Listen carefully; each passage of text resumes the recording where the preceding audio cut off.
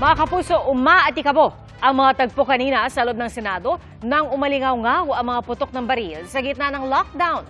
Bago po yan, inanunsyo ng Senate Sergeant at Arms na mayroong aarestuhin. At saksi live, si Jamie Santos.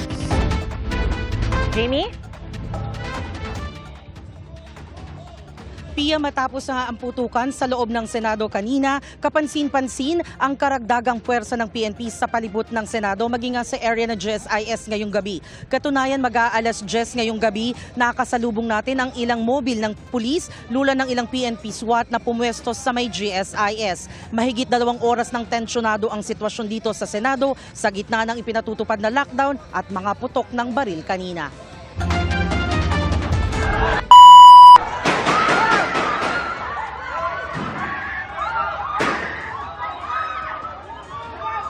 Bago mag-alas 8 ngayong gabi, narinig ang mga putok ng baril sa ikalawang palapag sa loob ng Senado.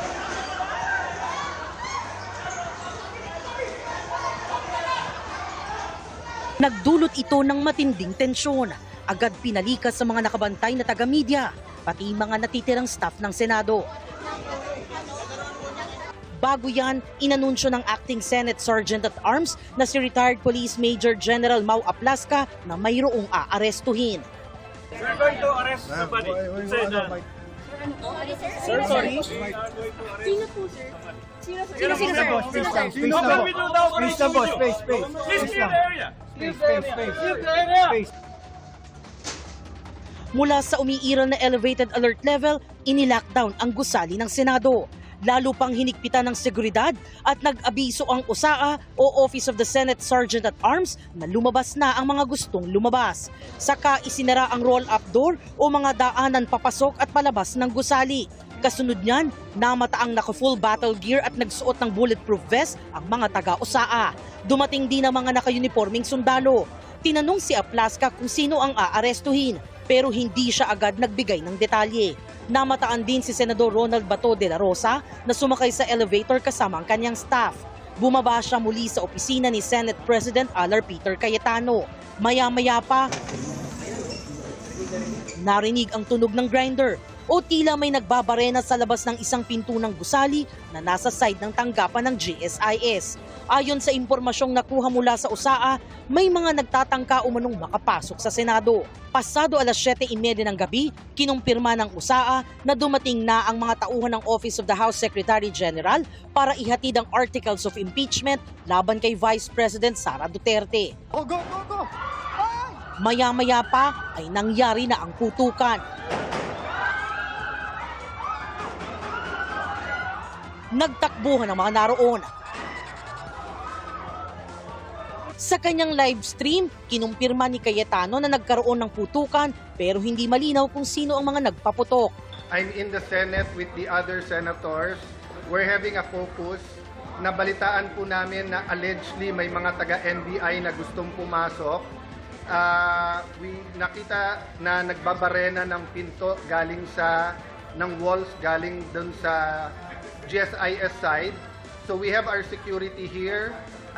Papasalamat kami sa PNP, outside and inside meron. Nandito ang Marines, but ito po ang emergency. Nagkaputukan na po. May report ako from the Sergeant at Arms. So NBI is denying na tao nila, pero nagkaputukan na. So we don't know what's happening. Everyone's locked in their rooms now.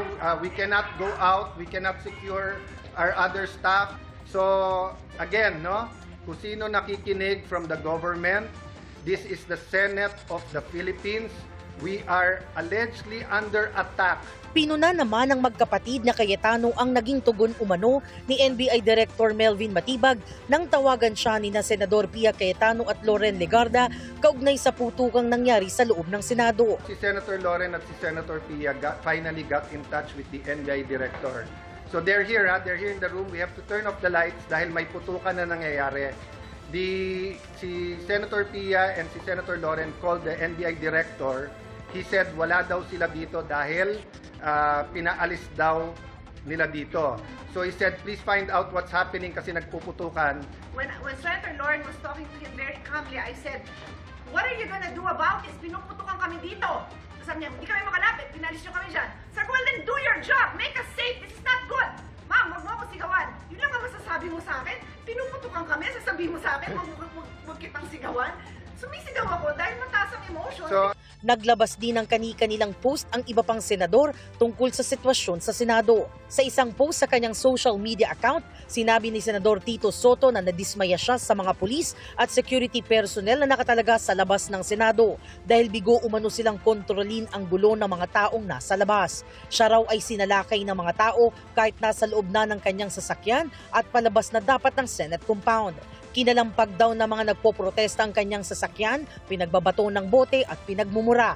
Kahit pa raw nakita nilang mag-isa lang siya at walang kasamang bodyguard. Hindi tama itong nangyayari kung nais nilang lakipin si Senator Bato. Hindi nila dapat ipinsala ang institusyon ng Senado, ang building ng Senado at ang mga senador. Hindi po tama itong nangyayari at nananawagan kami sa mga opisyal kung kayo ay busy o may ginagawa o kung ano-ano pa, pwede ba tulungan ninyo kami rito at nagpapasaklolo na yung mga senador ng ating republika. Nandito na po si Secretary John Victor Remulla para maimbestigahan kaagad kung ano yung totoong nangyari. Kalma lang po kayo. Tayo natin kung ano talaga yung nangyari. Sa mga kababayan natin nakikinig, huwag muna kayong masyadong mabahala. Trap pa rin kami sa Senate, almost 2 hours na ata. Tumigil na yung gunfire pero kanina lakas ng putukan sa loob at nag-blackout kami. Dito pa kami kasama lahat ng senador, pati ang kapatid ko si Camille. So we're safe and please pray for us. Pasado alas 8 ng gabi nang dumating si Interior Secretary John Vic Remulla. To secure the senators, that is my #1 priority. I will not arrest Senator Bato.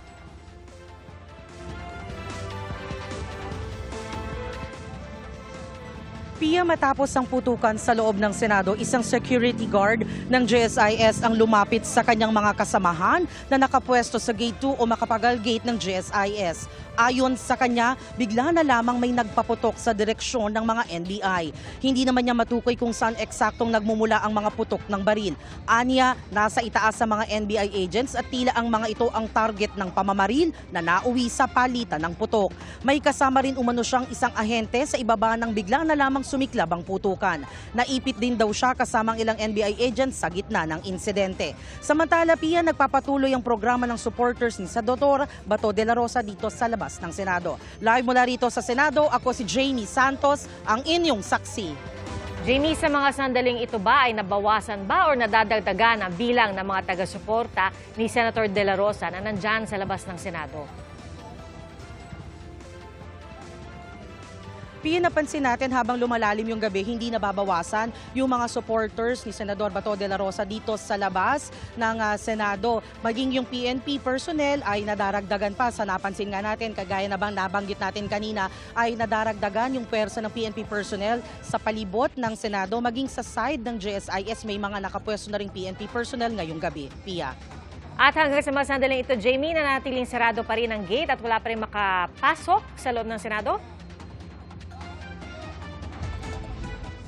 Yes, Pia, kung makikita mo sa aking likuran, nandito tayo sa harap ng Gate 1 ng Senado. Nananatiling sarado pa rin yung Gate 1 ng Senate. Kaya naman may mga hindi pa nakakapasok na gusto sanang pumasok sa loob ng Senate para malaman kung ano ng sitwasyon doon. Maging yung mga kasamahan nating ilang nasa loob, hindi pa yata nakakalabas hanggang sa mga oras na ito. May mga ilan lang tayong nakikitang sasakyan mula sa loob ang nakakalabas. Pero yung ibang sasakyan mula sa loob ng Senate ay doon na sa gawin ng GSIS Gate lumalabas, Pia. Alright, maraming salamat, Jamie Santos. At dumating na nga po sa Senado at nakipagpulong si DILG Secretary John Vic Remulla sa mga senador kaugnay na nangyaring tensyon sa Senado ngayong gabi. Magandang gabi po sa inyo lahat. Nandito na po si Secretary John Vic Remulla para maimbestigahan kaagad kung ano yung totoong nangyari. Kalma lang po kayo. Tayo natin kung ano talaga yung... Sa Facebook Live ni Senator Bongo, sinabi niya inaalam na ni Remulla ang nangyaring gulo sa Senado. At sa gitna nito, nanawagan ng Senado na kumalma ang lahat at hintay na lang na lumabas ang katotohanan. Umalingaw-ngaw daw ang mga putok ng baril habang nagpupulong ang mga senador. Tiniyak po ni Interior Secretary John Vic Remulla na ligtas ang lagay ni Senator Bato de la Rosa sa gitna ng komosyon sa Senado kanina. At Para po sa iba pang detalye, saksi live si Maris Umali. Maris? Yes, Pia, narito pa rin tayo ngayon sa labas ng Senado kung saan makikita natin na naka-lockdown, no? Itong Senate halls, ito pong main gate ng Senado ay talagang nakakandado, may mga barbed wire pa para hindi mo malalapitan. Pero hanggang sa mga sandaling ito ay talagang napakaraming mga pulis na nagbabantay. Katunayan, papakita ko, marami sa kanila medyo nagpapahinga muna sa ngayon, no? Dahil nga talagang pamorningan na siguro itong pananatili nila. Dahil hanggang sa mga sandali rin ito, Pia, ay nagpapatuloy din yung programa ng ilang mga rallyista. Itong mga nagsasalita ngayon ay mula sa pro-Bato, mga supporters ni Senador Bato de la Rosa. At wala silang sinasabi kundi batikusin ang pamahalaang Marcos, no? Ito na mga pulis na nandito, mga Civil Disturbance Management Unit ay naririto, Pia. Nasa 1,200 yung puwersa ng mga pulis na nandito, nagbabantay para i-secure yung area. At kanina rin, Pia, ay dumating na rin ang mga tauhan mula sa Explosive Ordnance Division, pati yung mga investigador mula sa Pasay Police. Ang sinasabi sa atin nung itanong natin ay ipinatawag na raw sila, kailangan daw ng investigador sa loob.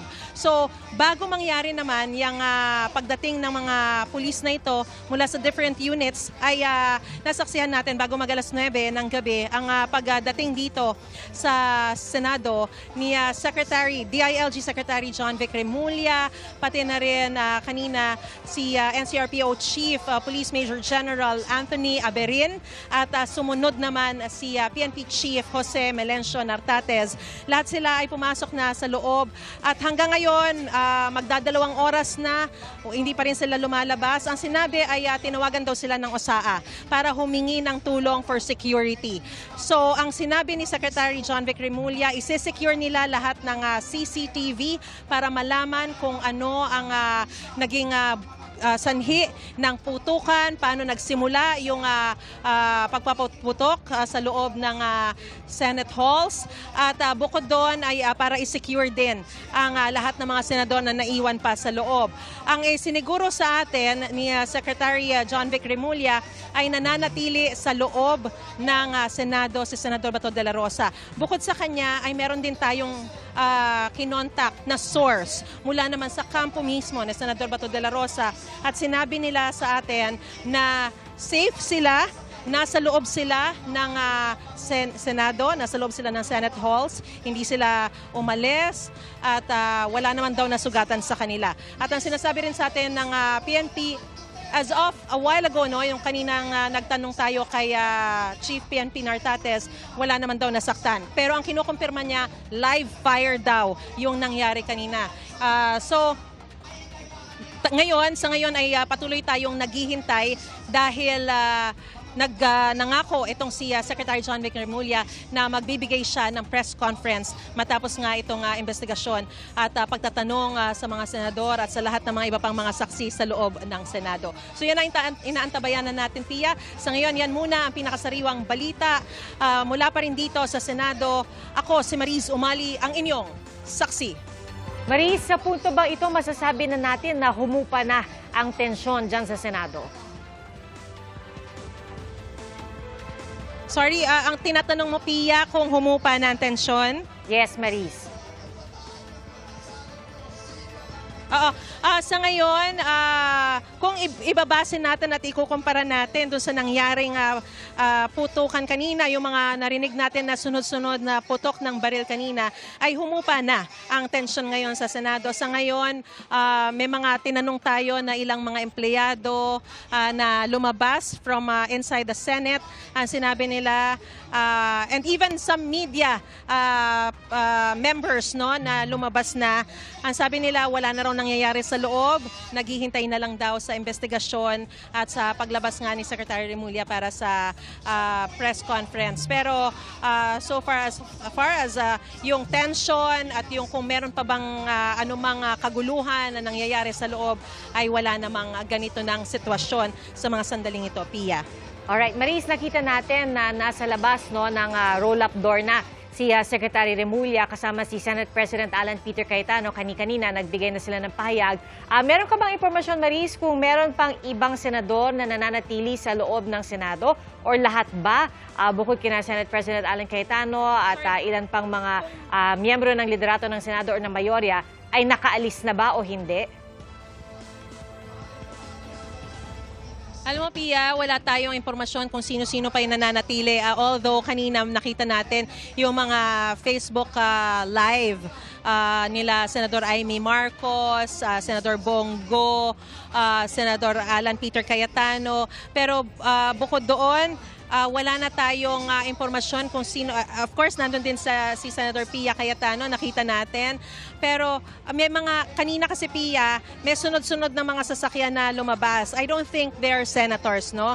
Posibleng kasama pa sila sa mga tinatanong ngayon, hinihinga ng mga impormasyon para malaman talaga kung ano yung nangyari kanina. So, apart from them, Pia, kasi napaka-limited din yung information na nakukuha natin ngayon dahil nga naka-lockdown. So, mukhang mahina rin yung signal sa loob. Wala tayong makuha na matawagan. Although, may mga na-text nga tayo. No? Sa ngayon, yun pa lang yung impormasyon na nakukuha natin. At yung iba naman ng mga tinext natin, wala pa nga sumasagot sa ngayon, Pia. Alright, Maris, makikibalita ulit kami sa iyo mamaya para sa iba pang mga update. Maraming salamat sa iyo, Maris Umali. At mga kapuso, dumating din sa Senado ngayong gabi si PNP Chief Police General Jose Melencio Nartates Jr. matapos siyang hinga ng tulong ng Office of the Senate Sergeant at Arms. Mag-iimbestiga raw sila sa loob ng Senado at aalamin kung sino ang nagpaputok ng baril na ayon sa USAA ay live fire at hindi blank fire. Tumawag sa akin ng Sergeant of Arms asking for police security at mag-imbestiga kung anong meron, bakit may putukan doon.